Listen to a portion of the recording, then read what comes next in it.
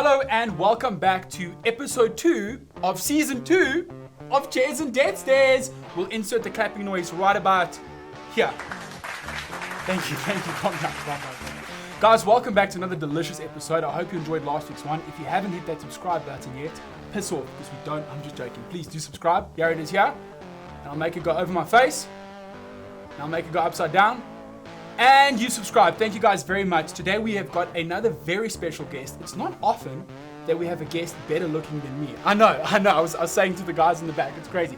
But today we do have one. So ladies, please make some noise, show some love for the one and only Mr. Ian Young. Welcome to the... No, hold on. The elbow, yeah.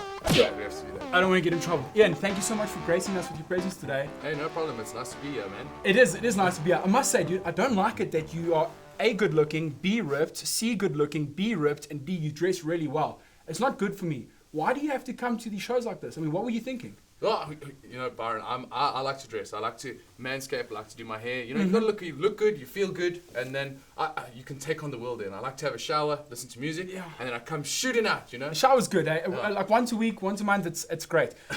You take really good care of your head hair. Do you take really good care of your other hair on your? Well, I don't have a lot of hair actually. In your Amazon in a region. lot of places. So you do take good care of it. That you answered the question. Okay, bold. We've got Ian here. He's been around the block. He's done a lot. Ian, I don't even know where to start with you because you're a performer, you're an actor, you're an acrobat. You can question mark that one. I don't know because it's a long word. You're a comedian. You're handsome. You're a producer. You host online content. I don't know what it is, where to start off with, but what I wanted to ask you a little bit about was Cirque.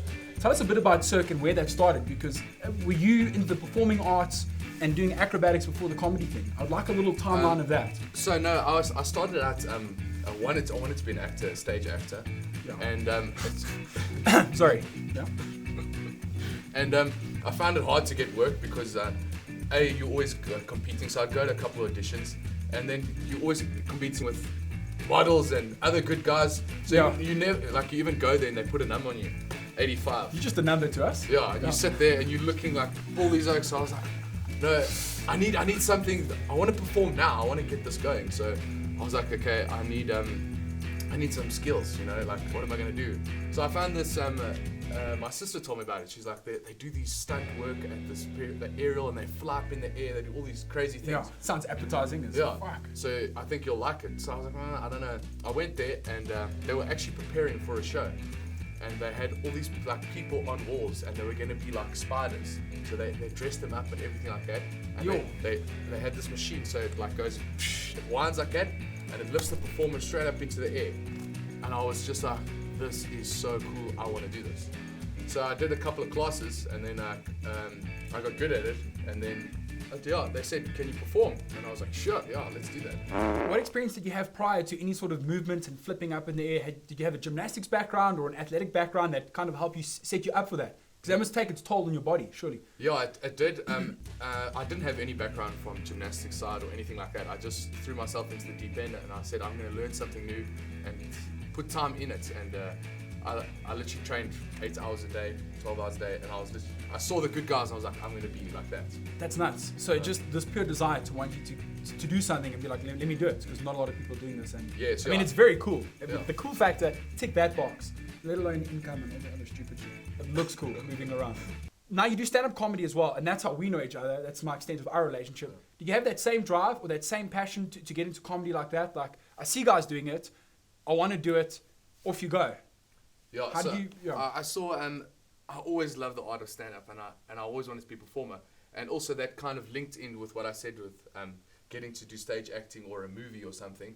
You have to get the slots, you have to get the parts. In stand-up, you can go on stage, and if you're good, you're good. That's it. You got the slot. So I like that aspect of it. It's like, you put your work in, you write a good joke, you make people laugh. You're going up on stage on Saturday, and you're going. You know, there's no one trying to get my role of going on. You know what I mean? Because there isn't another role, because it's your comedy and your sets it can only be done by you and your style. Yeah. A question I'd be remiss if I didn't ask, because I know they love it back there. Whenever we have a comedian on, you've got to tell us, when is the first time you bombed, or what is the worst you've ever bombed? Just walk us through that feeling, because I feel like crying right now. Okay, so this was a big mistake, like, and it was actually I didn't bomb too much in the beginning. Actually, I got giggles in the crowd or whatever, so it wasn't too bad. It was kind of average. Okay. And then I got too confident, and one of the biggest mistakes I made is I said, okay, I'm going to do impressions. I'm going to do Al Pacino. I'm going to do all of these things, and I'm going to be wild and crazy, and then all American content and. Like, you see, people don't really care about American content so much. You know, it's about the place that you live. You want to hear something South African. You want to hear something about... They want to relate to you. Relate. So it was completely unrelatable to the things I was saying. And the impressions came at the wrong time and the wrong thing. And I would just do it. And the cold crowd was silent. And I was like, hey, come on. Come on. You got to laugh. Al Pacino, eh? No. Okay. Please get off the stage. Where can you divulge where that was? What gig was this at? It was at, what's that gig? It wasn't the old Parkers, was it? By any chance? It was Melville, that Sunday, Pop Art Theatre. Pop Art Theatre, hectic, because that's a concentrated room, that's a dense room, and that night it was actually full, and Nicholas Glass still said to me, because I'd be doing okay, and then he said to me, just breathe and just be yourself and do this, and I said, no, I've got some cool jokes that I'm working on, and he said, did you change your sets? And I was like, yeah, I'm doing a whole brand new thing. And he's like, this never goes the... Stick to your 5, yeah. And I was like, no, trust me, it's going to work. Famous last words, no, trust me, to like one of the most experienced comedians. And you're like, okay, cool, trust yourself. Yeah, that's embarrassing. So that gets you back into the drawing board going, okay, I can't get ahead of myself. I got to still stick to relatability and what the people like and appreciate in the country. I mean, and then I actually started talking about South Africa and the things that we see day to day, and then that helped me, and that got further, And you got you another 1 or 2 claps. 1 or 2 claps. If we could... Well, there we go. That brings us to the next segment of our show. Did that catch you off guard? Yes, yeah, no. Are we going to get some toast? You're not going to get any toast. We just so you guys know, we offer all of our guests food before the show, and he said no. We will now be moving to the quick draw round of Chairs and Desks. Stay tuned. Hello and welcome to the quick draw round. Ian, you still good in the hood? Yeah, I'm very good. I know in the break you were in the bath quite long. What happened? Hold on, we got questions to get through. All right, guys, this is the quick draw round. As you know, got a couple of fast-paced questions we're going to throw at Ian. Ian, are you ready? Questions starting in 5, 4, 3, 2, 1. The last song you listened to completely naked.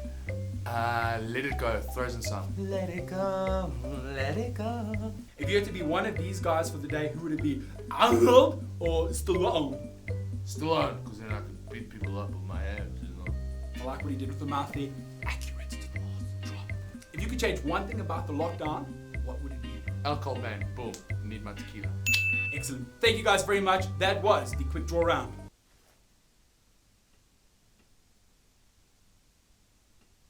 Sorry you had to see that. A moment of silence. We would just like to say a very big shout out and a huge thank you to our new sponsors, Black Owl Urban Coffee. You guys can catch them at blackowlcoffee.co.za. If you guys like coffee, that's a dumb question. Everyone likes coffee. Go check them out. They sponsor us. Check out this logo. Your what? It's in Benoni, so you will need a passport. But it's really good. Thank you very much. Now, Mr. Ian, before we sign you off, there was a cool story that I may or may not have heard, and I don't want to get you in trouble. Yeah. It's a Steve Hofmeyr story that I think you might have shared with me the one time. I want to know if you can tell us quickly. It's a little bit embarrassing. So the one show we were doing at Afrikaans Cruet, and I was in Steve Hofmeyr's number, and I was playing like the sort of character that he beats up, So there was like a 50-meter drop, but they had like cushions where you got to drop, and in rehearsals, so like he comes out, he kicks me, pah, and I fall onto the mat 50 meters down, right? What? Now, because we rehearsed it so many times, it's actually, you take impact because you land like this and your legs hit each other like this. Yeah. Like that, or if you land on your back, it starts to take its toll, like getting hurt. Yeah. So I was like trying to find out ways to fall. So in the one, luckily it was a rehearsal, and I'm supposed to drop, then come back out the other side of the stage, and we still do like a bit of a fight thing going on. Yeah. So I fell, but my legs clapped like this, and actually my testicles squashed together, bang. And I thought to myself, okay, let me carry on. So I stand up and I'm like holding like this, and I've got the sword like this, I had a sword. And then Steve Hofmeyr just goes on the mic and he's like, are you okay? Did you hurt your nuggets? And I was like, yes. And they're like, God, can we do that again? Well, that's nice that Steve Hofmeyr cares sincerely about you and your nuggets, he's a he was sweet trying guy. to sing, and he's like, ik wacht voor jou. Did you hurt your nuggets? Yeah, and if anything, that story just tells me how much of a performer you are and that you're willing to kind of just fight through the pain because your body was already fatigued. You hurt your nuggets. Did you cry?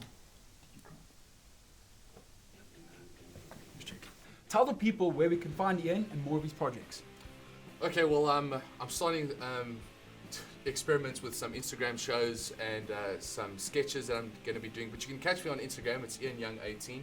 I'm going to start a daily show and a night show.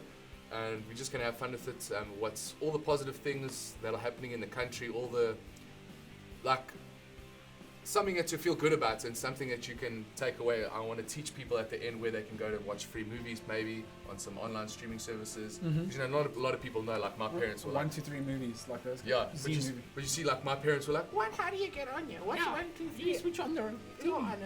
Where's the internet? you know, Yeah. so I coach some people how to just get on there because I tell my mom every time, just type it in 1, 2, 3 movies or Tiny Zone, and it's like, where's that? I don't know how to get that. No, I'm still teaching my mom how to use Instagram. My word. Yeah. My word. My mom didn't know how to use Uber. And she says to me, can you pick me up from the airport? So I'm like, Mom, just use Uber. She's like, no, I don't know how to get Uber. Ian, just come pick me up, okay? I'm like, Mom, it's so simple. Go onto your, and I coached her on the phone to go to the App Store and get it. Okay, long story short, but she typed it in or whatever, and then she phones me and she says, Ian, there's a car here. So I'm like, yeah, get in. And she's like, yo, but I don't know, is it safe? I'm like, Mom, just get in the car. That's the whole point. Get in.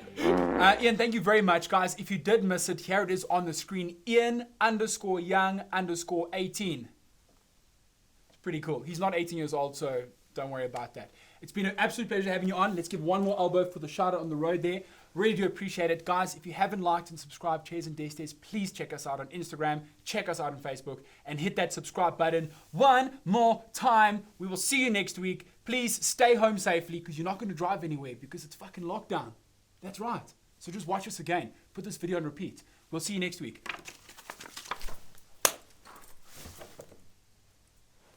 Cool. Goodbye.